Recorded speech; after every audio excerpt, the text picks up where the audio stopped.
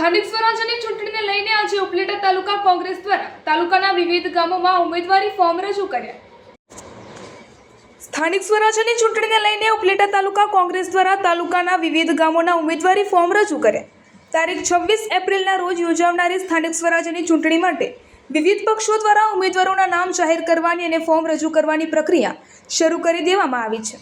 ત્યારે રાજકોટ જિલ્લાના ઉપલેટા તાલુકાની વિવિધ સીટો માટે કોંગ્રેસ પાર્ટી દ્વારા ઉમેદવારી ફોર્મ રજૂ કરવાની પ્રક્રિયા શરૂ કરી દેવામાં આવી છે, જેમાં તાલુકાની સીટો માટે અરણી, પ્રાસલા, મેરવદર, ડુમિયાળી, વારજાંગ જારિયા સહિતના ફોર્મ રજૂ કરવામાં આવ્યા હતા અને જિલ્લા પંચાયત સીટ માટે ડુમિયાળી બેઠકનું ફોર્મ પણ રજૂ કરી ઉમેદવારી જાહેર કરી હતી। અહેવાલ ભાવેશભાઈ ગોહિલ, ઉપલેટા।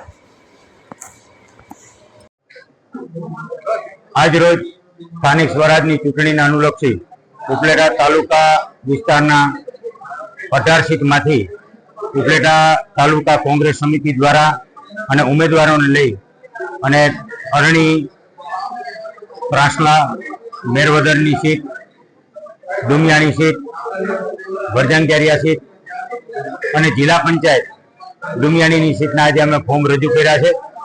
ખૂબ મોટી સંખ્યાની અંદર કાર્યકર્તાઓ અને આગેવાનો દ્વારા આ ફોર્મ રજૂ કરી કોંગ્રેસનો વિજય જ્વલંત બનાવવા માટે સૌ આગેવાનો અને કાર્યકર્તાઓએ કમર કસી છે। ત્યારે ખૂબ આશાવાદ છું કે આવનારી 26 તારીખના રોજ યોજાનાર ચૂંટણીની અંદર અમારા કોંગ્રેસ પાર્ટીના ઉમેદવારો જ્વલંત વિજય પાઠવશે।